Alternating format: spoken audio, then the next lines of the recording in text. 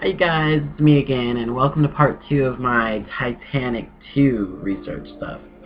Now, in the first video, I just kind of explained to you where this obsession with Titanic came from again, and now my interest in Titanic has been re-sparked once again because of the fact that I just found out today that there is a Titanic 2 that's possibly going to be built to look like the original Titanic.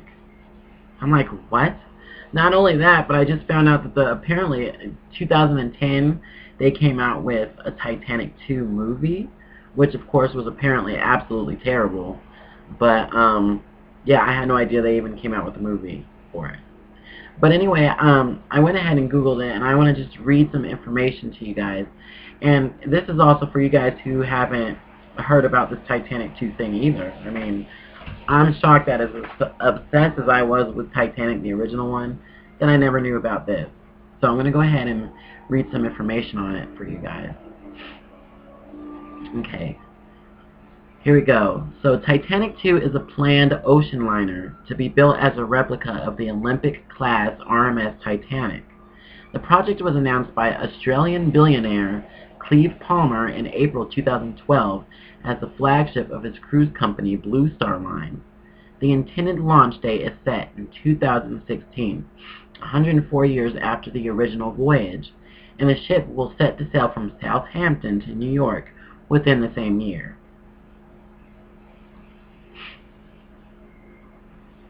Alright, here we go. The concept of a replica of the Titanic has been explored several times, especially following the resurgence of interest following the release of the film Titanic in 1997. The most widely published project was that of South Africa businessman Cyril Goose. The South African project began in 1998 and was one of the subjects of an article in Popular Mechanics magazine in September of that year. The article discussed the changes to the original design required to produce a safe and economical, valuable ship, including a welded rather than riveted hull, diesel-electric propulsion in place of steam engines, and a bulbous bow. The article concluded that although the various Titanic revival projects would cost $400 to $600 million, they could be economically valuable. Although he originally intended to construct the ship in Durban, Goose presented his $500 million proposal to Belfast City Council in June 2000.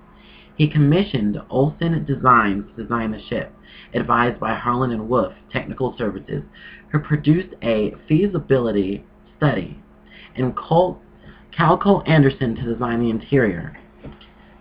In November 2000, he began his attempts to raise capital, including through government grants and a stock market flotation. After signing an agreement with a Monaco-based investment banking company, Goose claimed that the construction would begin at Harland & Wolff within 9 months. The design changed repeatedly, with claims emerging as the world's largest liner with capacity for 2,600 passengers and increasingly divergent plans for a heliport, swimming pools, and discos eventually being released. In 2006, after repeatedly failing to secure investment, the project was abandoned. Clive Palmer first announced the project in a press conference on 30th of April 2012, following the signature of a memorandum of understanding with state-owned Chinese shipyard CSC Jingling 10 days before. On June 19th, it was announced that Finnish naval architect firm Deltamarian Ltd. has been commissioned to undertake the design of the ship. And on July 17th, a preliminary general arrangement was published. In October 2012, Blue Star Lines announced that Titanic expert Steve Hall had been appointed as design consultant and historian for the project, and the Titanic interiors expert Daniel Clistomer had been appointed as interior design consultant and historian. Hall and Clistomer had previously co-authored books such as Titanic, the Magnificent and Titanic in photographs and gave a technical presentation of the revealing of the designs in New York, as well as a dinner in London. Later that month, it was announced that an advisory board would be formed to provide suggestions and recommendations to Blue Star Line to ensure the Titanic II appropriately and respectfully pays homage to Titanic, her crew, and passengers. Terry Ismay is a great-great-nephew of White Star Line chairman and Titanic survivor J. Bruce Ismay, will be a member of the board, as well as Helen Benzheimer, great-granddaughter of Titanic survivor Margaret Molly Brown. The design for the Titanic II was unrevealed at worldwide launch events in China, New York, Halifax, London, and Southampton, the Gallant event in New York, and the official global launch, and was held aboard the USS Intrepid in New York City on February 26, 2013. The gala dinner in London was held at the National History Museum on March 2nd, which was accompanied by a display of items salvaged from the Titanic, as well as in Southampton on March 13th. On April 16th, it was announced that Delta Martin had been contracted for the project development phase and will be responsible for coordinating the various parties involved in the project, including the shipyard, architects, interior designers, and operations managers. The feasibility study is incomplete and the project development phase is ongoing. The signature of a contract and keel laying is expected in March 2014. Further contracts and agreements relating to design and construction were announced later in 2013. The project development contract to Delta Martin Ltd. The appointment of V Ships Leisure as ship management services partner, and of Telberg Design as provider of architectural and interior design services. On July 17, 2013, Blue Star Line announced that the Classification Society of Lloyd's Register has joined the Titanic II project.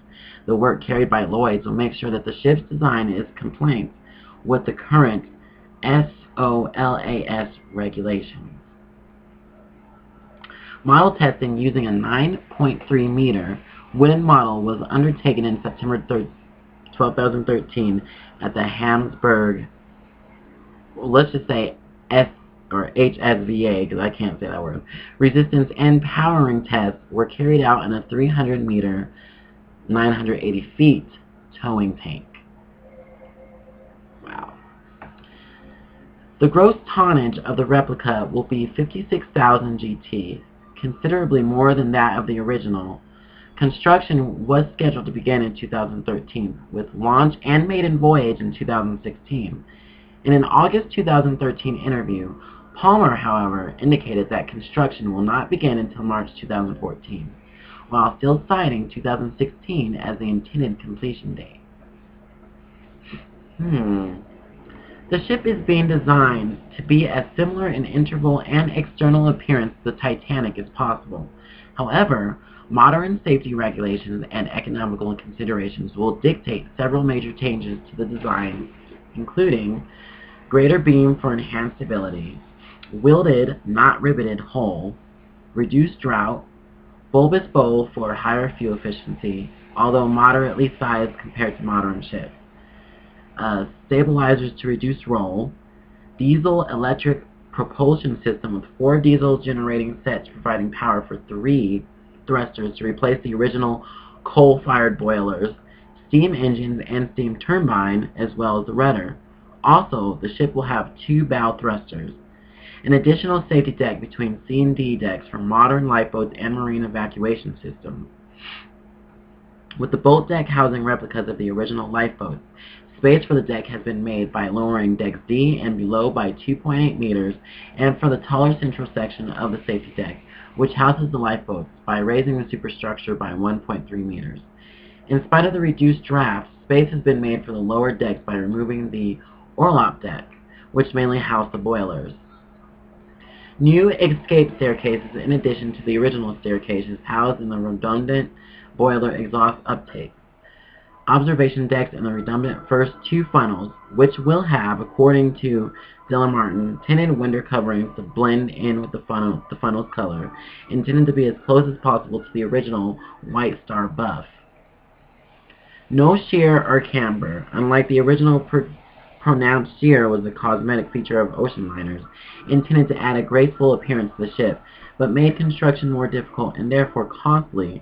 Renderings released in February 2013 show an upwards rank added to sea deck to the bow and stern to give a superficial appearance of sheer, although an authentic wedge-shaped gap that had to be added between C and D decks in these areas to produce this effect. A higher bridge relative to the bow as the superstructure has been raised by 1.3 meters by the central section of the safety deck and also by the remover of the shear. This negates the requirement of the original Titanic for lookouts. An overall increase in the height of the ship above the waterline due to the insertion of the safety deck. However, the total height of the ship from the keel to funnels will be the same as the original, at 175 feet. Video of water tank testing in 2013 indicates that the stern lines of Titanic II bears little resemblance to Titanic's 1912 era counterstern. Wow, you guys, this is some craziness right here. Let me continue. There's like a few little sections left. The steam engines and coal-fired boilers of the original Titanic have been replaced with the modern diesel-electric propulsion system. The space which housed the boilers will be used for crew quarters and ship systems. Power will be produced by four 46 Fahrenheit medium-speed 4-stroke diesel generating sets, two 12-cylinder 12V46F engines producing 14,400 kilowatts each, and two 8-cylinder AL46 Fahrenheit engines producing 9,600 kilowatts each, running on heavy fuel oil and marine gas oil.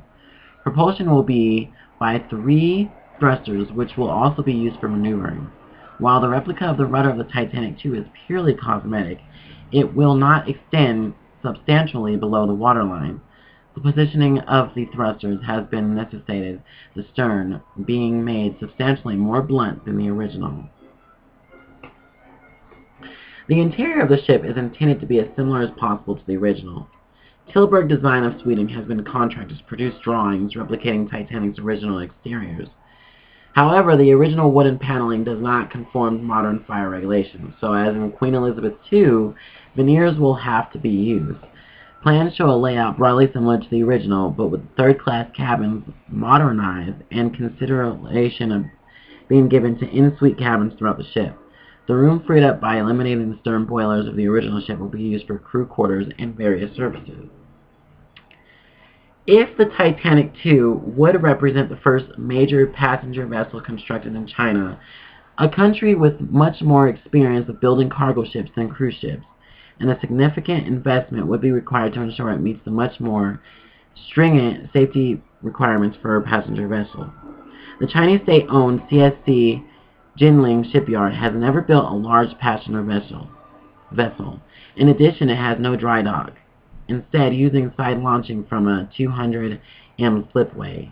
The 269 m Titanic II would be the largest side-launched vessel in history by a huge margin and would require a significant extension to the shipyard's facilities. Representatives from the shipyard have questioned whether the ship can be completed by 2016 and emphasized that no contract has yet been signed. Clive Palmer has been described as an eccentric billionaire with a reputation for bizarre publicity stunts, such as the attempt to create a massive Jurassic Park-style dinosaur theme park at his golf resort.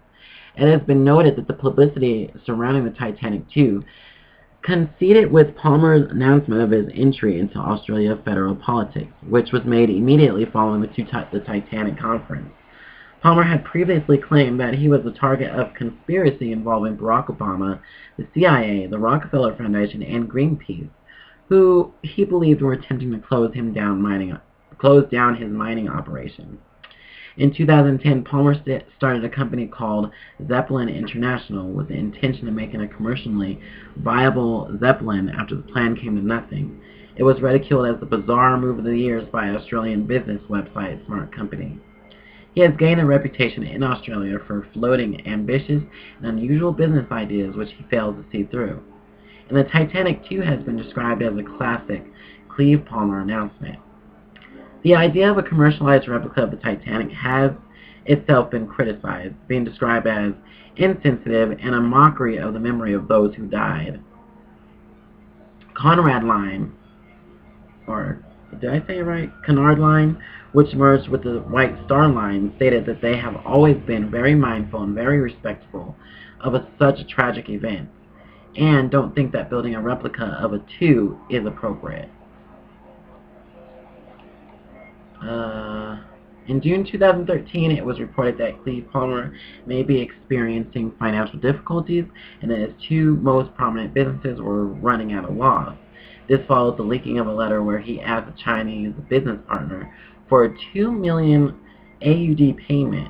His net worth was believed to have fallen by 1.6 billion AUD in 2013. Wow. So who knows? I mean, this thing could actually happen, or it could not. But if it does happen, it will be extremely interesting. $500 million to build a Titanic 2, modern day style. Sounds pretty crazy to me. Alright, you guys, if you're interested, stay tuned to part 3, and I have more information on the Titanic talk. So, how about that?